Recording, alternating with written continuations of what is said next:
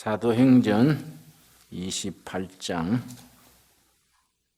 31절 말씀, 30절, 31절입니다. 사도행전을 우리 1장부터 읽어나가는데 오늘은 좀 끝에 마지막 장 마지막 절 한 절 읽고 묵상토록 하겠습니다. 바울이 온 이태를 자기 셋집에 머물면서 자기에게 오는 사람들을 다 영접하고 하나님의 나라를 전파하며 주 예수 그리스도에 관한 모든 것을 담대하게 거침없이 가르치더라. 사도 바울은 사도행전 첫 부분에 나오듯이 부유한 집안의 아들로 태어나서 당대 최고 학자인 가마리엘 문화에서 최고 학부를 이수했습니다. 모세 율법에 철저하고 유대교회 수호자의 사명감을 가지고 느닷없이 나타난 갈릴리 예수 부활하셨다. 그걸 형편없는 사입이다. 이래 생각하고 율법을 수호하는 마음으로 심한 핍박을 했습니다. 대표적인 경우가 스데반이 순교할 때에 유대 나라의 관례는 저 사람이 하나님을 모독했다. 성전을 회파했다. 두 사람 이상의 증인이 있으면 인면재판식으로 현장에서 돌로 쳐 죽일 수 있습니다. 그런데 한 가지 조건이 있습니다. 그 재판이 합당했다. 그걸 증인 서는 사람이 있어야 됩니다. 증인 서는 사람이 정해지면 다른 사람들이 자기 웃옷을 벗어서 증인 앞에 벗어놓고 돌로 쳐 죽입니다. 스데반 집사를 돌로 순교하게 할 때에 증인 역할 한 사람, 일종의 검사지요. 인민재판식으로 둘러서서 돌로 쳐 죽이지만은 거기에 법적 책임을 지는 검사 역할이 필요한 겁니다. 사울이 자발적으로 내가 증인 선다. 이래서 이제 사울이 증인 앞에서 백성들이 돌로 스데반을 쳐서 죽게 했습니다. 사도행전 7장, 8장에 나오는 얘기지요. 근데 스데반의 죽음이 참 영감이 있는 것이 돌로 맞아 죽는 자리에서 하늘이 열리고 보좌 우편에 예수님이 계신 것을 보면서 천사 같은 얼굴로 그렇게 죽었습니다. 이 영적인 세계입니다. 우리는 환경과 처지에 너무 휘둘립니다. 조금 불안하고 하면 짜증내고 조금 마음에 안 들면 화를 내고 또 돌아보면 별것도 아닌데 염려에 빠져가지고 오락가락하고 우리 성도로서 스데반 집사나 베드로 같은 큰 영적 거장들에 비하면 우리는 너무 초라하고 너무 소인배 같습니다. 그래서 요한복음 14장 1절에서는 너희는 마음에 근심하지 말라. 하나님을 믿으니 또 나를 믿어라. 그 구절은 선택입니다. 선택. 근심에 젖어 살 것이냐, 예수를 믿는 믿음에 살 것이냐, 둘 중에 하나를 선택해라. 근심하면서 예수 믿고 예수 믿으면서 한숨 쉬고 사는 것은 합당치 않다 이거지요. 스데반은 그런 걸 초월한 거지요.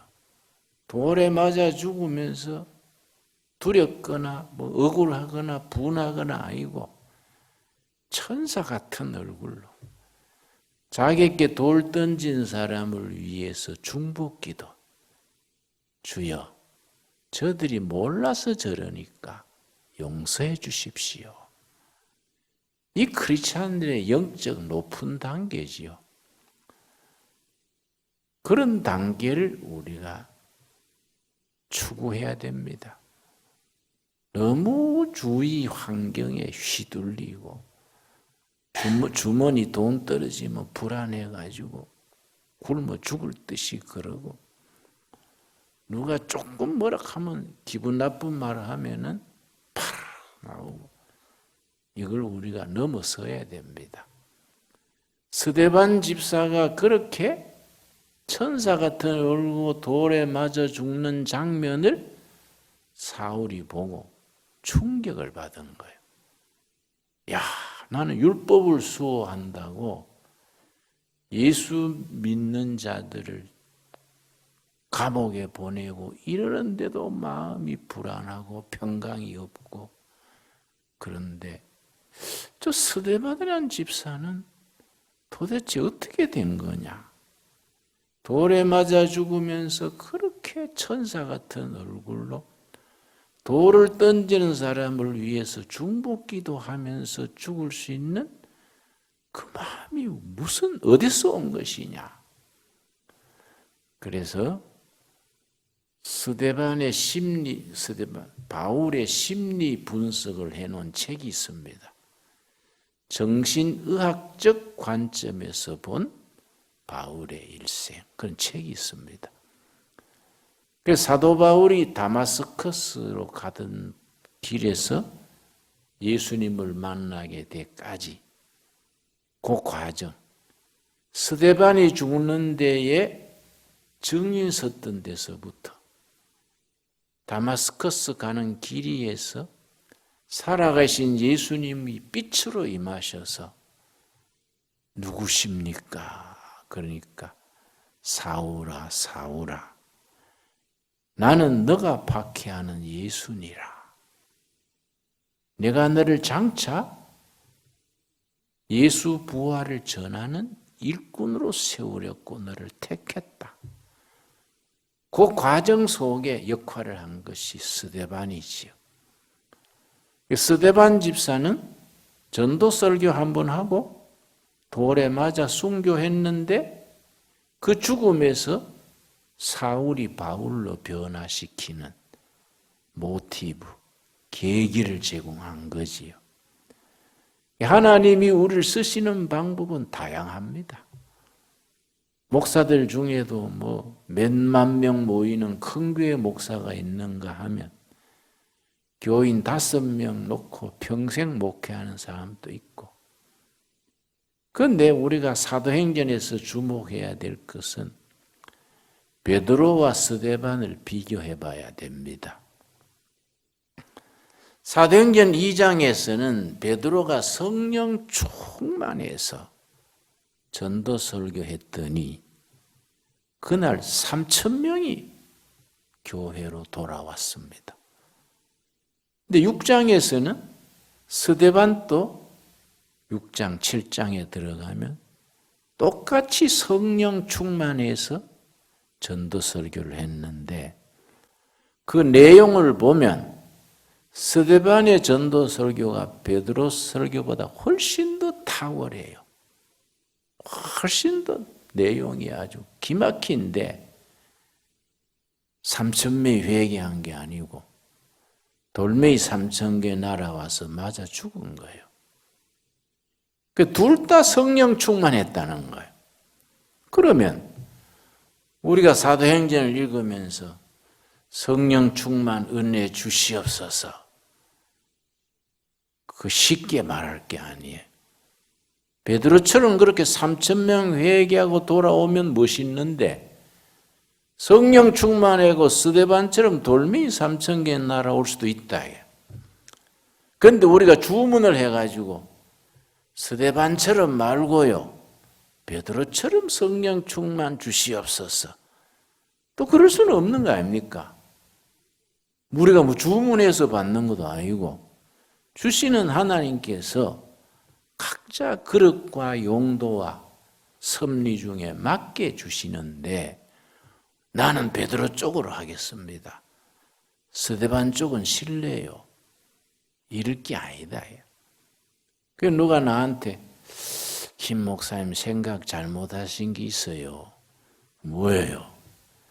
강남에 몫이 좋은데 교회 하셨으면 10만 명 또 모이는 큰 교회 돼가지고 세계적으로 목회를 할 텐데 아쉽네요. 그래서 나는 생각이 좀 다르네요. 강남에 그래 하는 목사들 많이 있으니 한 사람쯤은 변두리에 별로 빛이 안 나는 데서 좀 해보는 것도 필요하지 않습니까? 어차피 그래 하다 천국 가서 다 같이 만나는 건데 땅에서 큰 교회 했냐 전 교회 했나 하나님 예수님이 별 차이를 두겠습니까? 나는 그렇지 않다고 봐요.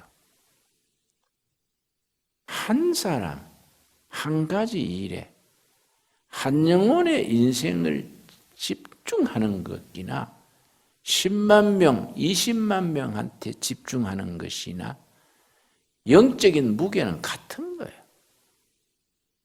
그 바울이 보면은 사도행전 마지막 장 마지막 절에 새빵 얻어가지고 셋집에 있으면서 하나님 나라를 전하고 오는 사람에게 예수에 대하여 담대히 전했다. 예수에 관하여 담대히 전했다. 이런 말씀이 사실은 평범한 표현인데 우리들의 신앙생활에 소리 없이 깊이 다가옵니다. 사도행전 20장 30절 31절 내가 다시 한번 읽겠습니다. 바울이 온 이태를 자기 셋집에 머물면서 2년 동안 새빵살이 하면서 그때나 지금이나 새빵이 허름하겠지요. 새빵에 머물면서 그것도 낮에는 자기 직업을 한 거지요. 천막 만드는 텐트 메이커. 직업에 일하고 저녁 나절에 집에 들어와서 오는 사람들에게 영접해서 하나님 나라를 전하고 예수 그리스도에 대한 모든 것을 이 땅에 오신 하나님, 고난받으신 예수님, 십자가에 죽으신 예수님, 무덤에 묻히신 예수님, 부활하신 예수님, 성령을 보내셔서 교회를 일으키신 예수님, 예수에 관한 모든 것을 담대하게, 이 담대하다는 말은 영어에는 어떻게 표현한 게 있냐면은 셀프 컨빅션, 자기 확신, 자기가 목숨 걸고 진리라고 믿는 예수에 관한 것을 확신을 가지고 전했다. 긴가민가 한 게 아니라 그렇게 생각합니다 이런 식이 아니고 확신을 가지고 셀프 컨빅션, 예수에 관한 그 진리를 딱 가슴에 담고 손에 들고 담대하게 확고하게 확신 있게 거침없이 가르치더라. 사람 눈치 보고 이런 거 아니라 거침없이 담대하게 전하더라. 시대가 자꾸 뒤숭숭하고 교회가 백성들한테 자꾸 이미지가 나빠지고 이런저런 일로 교회가 옛날 같지 않지요. 그러나 사실은 교회는 인기 없고 박해받고 할 때 살아 있습니다. 우리 어릴 때는 목사님들이 생활이 안 됐습니다. 생활고가 심했습니다. 자녀들 교육도 못 시키고. 그럴 때 목사님들이 정말 복음을 전하고 싶은 사람들이 신학교 갔어요. 1970년대 넘어서면서 목사직이 인기 있고 대우받고 박수 받으니까 직업으로 사꾼 목자가 많이 들어온 거예요. 그러면서 교회는 점점 커지고 화려해졌는데 진리의 목소리는 작아진 거지요. 예수에 관한 모든 것을 확신을 가지고 담대하게 거침없이 전하는 전도자는 점점 줄어지는 거예요. 이런 것들이 혼자 교회가 당하게 되는 시험이지요. 그래서 2000년 교회사를 보면 한 번씩 교회가 핍박받을 때가 옵니다. 중국에는 시진핑 정권이 들어온 뒤에 교회를 박해하기 시작했는데 생각이 있는 지하교회 지도자들은 그걸 환영한다는 거예요. 그럴 때가 됐다는 거예요. 등소평 이래로 개방한 뒤에 예수 믿는 게 너무 쉬워지고 그러니까 옥석이 뒤섞였다.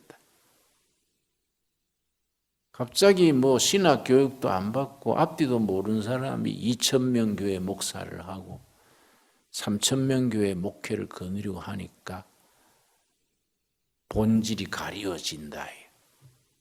이럴 때 중국 교회가 다시 한번 박해를 받아서 옥석이 갈라지고 진짜 뿌리 내려야 된다. 그런 점에서 북한도 마찬가지지요. 북한 성도들이 너무 핍박이 오랜데 한 4, 5년 전부터 평양에서 휴전선 사이가 황해도입니다. 황해, 북도, 황해, 남도 갈라졌어요. 그쪽 지역에 부흥운동 일어난 거지요. 신앙 부흥운동이. 그 사람들은 목숨 걸고 예수 믿는 지하교회가 그 지역에 부흥된 겁니다. 중국에 그랬습니다. 모택동 시절에 굉장히 핍박받을 때에 중국 중부에서 부흥운동이 일어났습니다. 부흥운동이 일어난 지 10년 뒤에 중국이 개혁 개방이 됐습니다. 북한 우리가 통일이 되고 나면 지하에서 고난 중에 견딘 교인들이 오히려 남한 교회를 살릴 것이다. 그런 얘기 누가 해서 그 참 일리 있다. 그것도 참 좋은 영적인 관점이다. 맨날 예수 믿기 편하고 목사가 대접받고 그게 꼭 좋은 건 아니다. 그렇게 되면 복음의 변질이 돼서 사도 바울이 예수에 대해서 담대하게 거침없이 말하는 그런 차원이 흐려지는 것이지요. 그런 점에서 우리 신앙의 자세를 다시 한번 가다듬을 수 있게 되기를 바랍니다. 그런 관점을 가지고 사도행전을 읽어야 돼. 기도하겠습니다. 하나님 감사합니다. 오늘 또 우리가 주님 전에 나와서 마음을 열고 찬양하고 기도로 아뢰고 말씀을 살폈습니다.